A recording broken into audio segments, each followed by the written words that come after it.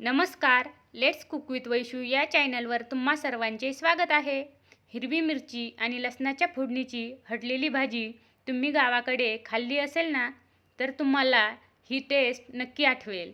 तर आज आपण पाहूया ही हटलेली करडईची भाजी पारंपरिक पद्धतीने कशी करायची आहे ते. त्यासाठी आपण अगदी कोवळी करडईची भाजी घेतली आहे. ती अशा प्रकारे कट करून घ्यायची आहे. हे बघा, इथे आपण करडईची थोडीशी भाजी घेतली आहे आणि ती बारीक बारीक कट करून घ्यायची आहे.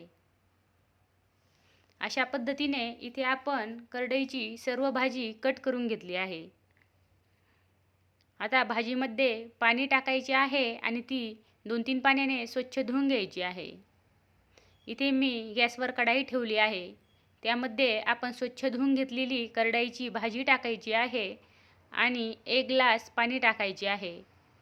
मीडियम हीटवर झाकण ठेवून 5-7 मिनिट भाजी छान शिजवून घ्यायची आहे.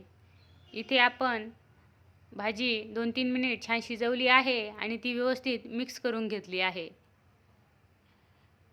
पुन्हा 3-4 मिनिट भाजी आपण शिजवून घेणार आहोत.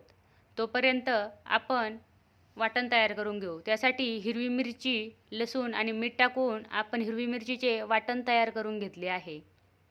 तोपर्यंत इथे आपली भाजी ही छान शिजली आहे.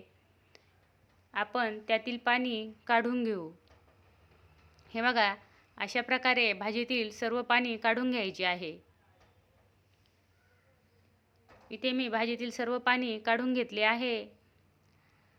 आता भाजीमध्ये बेसन पीठ टाकायचे आहे आणि पळीने भाजी आणि बेसन पीठ व्यवस्थित मिक्स करून घ्यायचे आहे आणि अशा प्रकारे भाजी मॅश करून घ्यायची आहे. हे बघा, इथे आपण पळीने बेसन पीठ आणि भाजी व्यवस्थित मॅश करून घेतलं आहे. आता त्यामध्ये आपण तयार करून घेतलेलं हिरवी मिरची आणि लसणाचं वाटण टाकायचं आहे. इथे मी शेंगदाणा कूट करून घेतला आहे, तो टाकला आहे आणि 10 मिनिट मठाची डाळ मी इथे भिजू घातली होती. मठाची डाळ टाकायची आहे आणि त्यामध्ये अर्धा ग्लास पाणी टाकायचं आहे.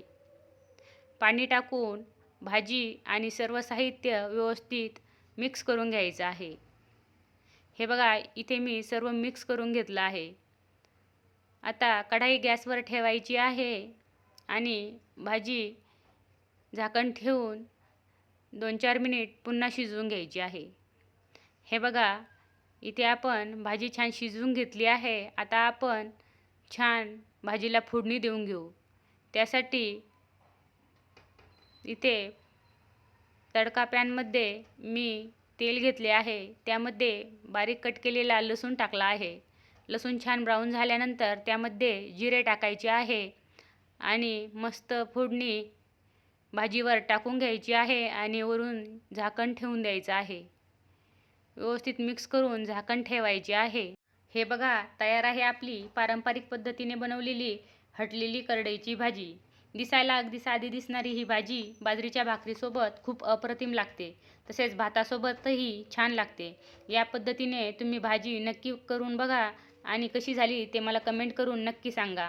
रेसिपी आवडली असेल तर व्हिडिओला लाईक आणि चॅनल सबस्क्राईब करायला विसरू नका. पुन्हा भेटूया अशाच नवनवीन रेसिपींसोबत. धन्यवाद.